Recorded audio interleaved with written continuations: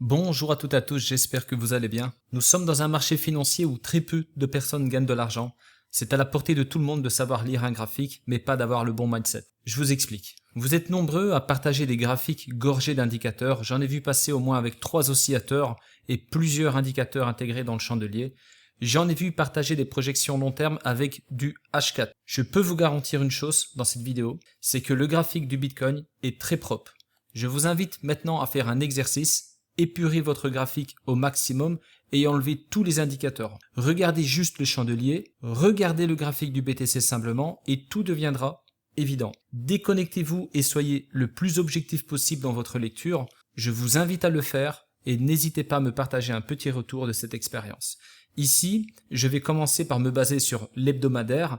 La plupart d'entre vous me connaissent, c'est très rare que je vous partage des analyses en dessous de l'hebdo, car je suis un investisseur long terme et c'est la raison pour laquelle je contrôle chaque bougie mensuelle, trimestrielle et annuelle. Ce sont ces unités de temps qui vous donnent la vérité et qui vous aident à prendre du recul. Oui, j'assume le titre « Ne rêvez pas avec le Bitcoin » car les probabilités sont là. Je n'étais pas présent sur YouTube en 2015, mais je me souviens très bien qu'il n'y avait pas d'acheteurs en décembre 2018. Il y avait plutôt des vendeurs ayant comme stratégie d'acheter plus bas que 3200 $. À chaque fois que le bull run a commencé, ce n'est qu'au dernier moment que les amateurs ont déclaré que nous étions dans un bull run. Il y a toujours eu un gros décalage temporel entre les initiés, les professionnels et les amateurs. J'ai également observé ce décalage dans l'autre sens car les amateurs ne ressentent pas vraiment la tendance de fond mais regardent toujours les petites unités de temps. Les initiés et les pros n'ont aucune émotion, aucun attachement à un quelconque projet, actif, valeur, devise ou tout ce qui est bon pour faire du profit. Ils n'en ont rien à faire d'un logo et de tout ce qui se passe dans les réseaux sociaux. Les initiés et les pros n'ont pas le temps de regarder ce qu'il se passe sur Twitter ou X, comme vous voulez. Les initiés et les pros regardent uniquement le chandelier le plus simplement possible, avec bien évidemment le volume et les fondamentaux. Les initiés et les pros ne connaissent pas le déni et l'orgueil, ils ont un plan de trading et ils le respectent. Bon, le BTC est descendu jusque 150 $ lors du grand creux en 2015. Je vous invite à consulter les vieux forums de l'époque, vous comprendrez rapidement qu'il n'y avait personne en position d'achat pendant cette période. Seuls les initiés ont accumulé pendant cette période, les pros ont attendu quelques confirmations pour se positionner aux alentours de 500 $ et un peu plus. Si vous consultez les médias de l'époque, le marché haussier a été déclaré plus ou moins au dernier trimestre de 2017. Il a commencé en mai 2016 dans les faits. Si vous regardez le graphique, il a commencé là. Quand tout s'est effondré, en janvier 2018, les amateurs ont déclaré à plusieurs reprises que le bull run allait reprendre, etc., etc. Nous étions déjà dans un marché baissier.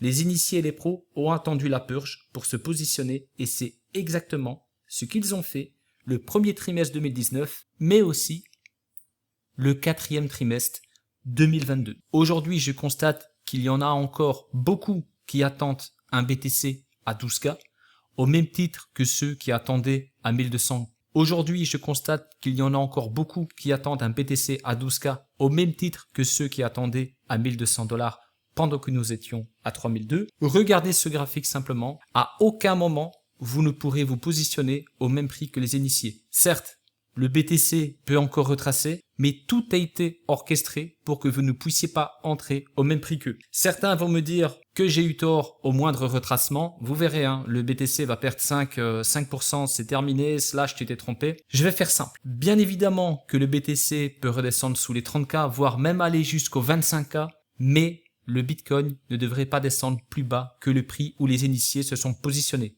Cela remettrait en cause toute la psychologie. Rien n'est impossible dans ce marché, mais les probabilités m'indiquent que vous ne pourrez plus voir un BTC dans ces prix-là. Regardez simplement, ici, on a eu une purge, on n'est plus revenu sur ces prix-là. Idem ici, ou encore ici. Les traders pros vont toujours attendre des confirmations. Par exemple ici, quand on a cassé cette résistance, ou encore certains ont attendu qu'on vienne casser cet ancien support de 2018 et ils se sont positionnés juste après. Ensuite, quand on a eu cette euphorie, il y en a beaucoup qui se sont dit ça y est, c'est fini, on part en bull run et d'autres ont bien évidemment remarqué que la lag and span n'avait pas confirmé. Et j'ai été le seul à cette période, regardez bien sur ma chaîne YouTube, à vous dire ok, on a eu une belle impulsion haussière, mais attention, on a besoin d'aller rechercher des niveaux importants comme 7000,5 ou encore 6000,5. Et c'est exactement ce que nous avons fait ici. Bon, là, mars 2020, c'était impossible de prévoir ce qui allait se passer. On a eu un grand V, mais ensuite, on a eu notre bull run et les pros ont attendu également encore des confirmations comme celle-ci. Regardez, on a pété cette résistance et les pros se sont positionnés avec plus de garantie. Donc pour faire simple, les pros ont attendu qu'on pète cette résistance car elle a été constituée par un support qui était travaillé pendant toute l'année 2018. On purge, les initiés rentrent et les pros attendent là où les confirmations. Ici, regardez, on a un support qu'on travaille pendant de nombreux mois. On l'a travaillé entre février 2021 et mai 2022. Ensuite, on casse ce support. Et là, on travaille ce support constitué par l'ATH donc de 2017. Et regardez, on l'a travaillé pendant de nombreux mois également. Et ensuite, on a eu notre purge. Et c'est là que les initiés sont rentrés. Et c'est là, souvenez-vous, que beaucoup d'amateurs, notamment sur X, nous disaient, attention, on va descendre, j'ai même vu 6K. J'ai vu 6K passer, peut-être même moins si vous regardez. Et c'est là en fait que les initiés se sont positionnés. Si maintenant on regarde, le BTC a pris 128% depuis. C'est beaucoup d'argent. C'est beaucoup d'argent pour eux. Donc ensuite, les pros ont attendu des confirmations. Et regardez, ici, on confirme pour les professionnels juste après la purge. Et ensuite, regardez maintenant, on vient de clôturer en hebdomadaire au-dessus de ce support. Donc, on va faire l'exercice. Regardez. Je vais tout enlever. On a une purge. On en a une ici. On a un flash crash là. Et on a une purge ici. Point. Ça, c'est le bottom. Ça, c'est le grand creux. Appelez cela comme vous voulez. Théoriquement, on ne peut pas revenir sur ces niveaux de prix. Et si ça arrive, dans un marché tout est possible, c'est lui qui décide, ce sera sûrement dû à une catastrophe ou à un événement vraiment imprévisible, mais on ne rentre pas au même prix que les initiés. C'est le but. Regardez, il y en a beaucoup qui nous ont dit même quand on était encore ici, qu'on allait retrouver ce niveau et voire même aller plus bas, ce n'est pas arrivé, idem ici, et je pense que ce sera encore le cas ici. Maintenant, regardons le mensuel et prenons un peu plus de recul. Regardez comme c'est chirurgical. Confirmation baissière, on vient chercher notre purge. Confirmation haussière, retest sur la Kinjun, c'est parti. Confirmation baissière, on travaille ce support, purge, on vient tester notre Kinjun. Et ensuite, on retrace. On a notre confirmation baissière ici à 8500$. C'est parti. On reteste la Kinjun. Pas de confirmation baissière. La preuve, on a formé un nouvel ATH. Et ensuite, on a enfin notre confirmation baissière ici. On traverse le nuage, au même titre que ici ou encore ici. On teste la SSB par le bas, comme on l'a fait ici. Et là, regardez, on pénètre dans le nuage. On reteste la SSB et on part. Donc là, la différence, c'est que notre Kinjun est encore trop haut. On n'a pas de confirmation Kinjun. Je ne peux pas poser une pastille verte sur le mensuel aujourd'hui. Autant sur l'hebdomadaire, vous l'avez vu, on a vraiment plusieurs confirmations haussières. Sur le mensuel, on a pénétré dans le Kumo, très bien. Mais on a notre lag and span ici, regardez, qui bloque contre la Kinjun. Très bien, ce n'est pas forcément négatif. On a eu quand même une grosse impulsion haussière ici, qui nous a prouvé qu'il y avait des acheteurs. Une deuxième ici et encore une ici. Donc, souvenez-vous, en janvier 2023, on était à 16 000$. Aujourd'hui, on a 35. Maintenant, j'enlève Ichimoku Kinkoyo. On va juste regarder le graphique et observer les résistances et supports que j'ai tracés. Regardez déjà ici en 2018. On a un support qu'on travaille pendant un an. On le casse ici. Et même si nous avons fait face à un événement imprévisible, regardez les acheteurs ce qu'ils ont défendu. Et ils ont défendu le support de 2018. Donc on est descendu très très bas, 3870$. Et ensuite on a quand même clôturé au-dessus 6000$ pour défendre ce support. Et c'est à partir de là qu'on a pu continuer sur cette lancée. Donc maintenant regardez, on a notre support ici constitué par la TH de 2017. On le travaille pendant 1, 2, 3, 4, 5, 6 mois, on le pète, purge, et ensuite, regardez, on confirme dessus, on reteste parfaitement notre support. Donc, vous l'avez compris, on pète maintenant cette résistance. Certains vont me dire, slash, on va faire comme on l'a fait ici, on va venir retester, pourquoi pas, et ensuite clôturer sur ce support. Donc, on peut mécher même sous les 30K, et ensuite, hop, on vient clôturer, et on sauvegarde ce support pour aller chercher une résistance un peu plus haute, c'est-à-dire au-delà de 40K.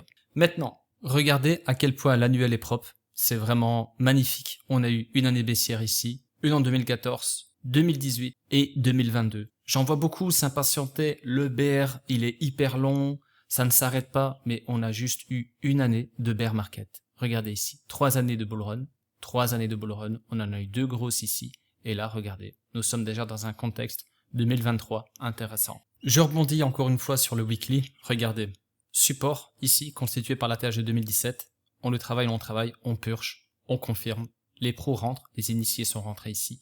Ensuite, on vient tester cette résistance, regardez. Et ensuite, on confirme une deuxième fois. Confirmation, on monte d'un étage, donc on a un sol à 25 et on a un plafond ici qui était à 32K. On le travaille dans un sens, dans l'autre, etc. Donc le plafond est bien évidemment constitué par cette zone acheteuse ici ou encore ici. Et ensuite, regardez ce que nous avons récemment. Je peux le faire là, en direct, pas en direct, mais vous m'avez compris. Positionner une pastille bleue. Parce que nous avons pété cette résistance en hebdomadaire. Alors très bien, on peut la retester ici à 32K, on peut mécher comme je vous l'ai dit tout à l'heure, mais nous avons eu cette confirmation. Bien évidemment, on est haut sur le RSI, on doit dégonfler, etc. Tout ça, je le prends en compte, mais nous sommes montés d'un étage et regardez, sur le chandelier, je peux tracer déjà notre prochaine résistance à 37 ou plutôt 38K et nous en avons une autre ici. Et si on ajoute Ishimoku, certains vont me dire, slash, très bien, mais la lag and span est encore emprisonnée à l'intérieur du Kumo, au même titre que ici, donc on peut s'attendre à un retracement. Effectivement, il faut le prendre en compte, car j'ai été le seul ici à vous prévenir que oui, le chandelier a confirmé, mais on n'avait pas encore la validation dans la lag and span, donc pour l'instant, restons prudents, car notre lag and span doit confirmer, et c'est notre dernier rempart d'ailleurs, mais nous avons notre chandelier qui a confirmé dans un premier temps. C'est tout simplement magnifique. J'espère que la vidéo vous a plu. J'en profite pour faire un petit message à la communauté de MyDaily car je sais que vous êtes impatients d'avoir un visuel sur la mise à jour. Sachez que l'équipe continue de travailler intelligemment et de penser très loin en termes de fonctionnalités, business model et partenariat. Il y a plein de bonnes choses qui vous attendent. Nous avons tellement hâte de vous partager le fruit de notre travail. C'est normalement prévu pour janvier 2024. À très vite et prenez soin de vous.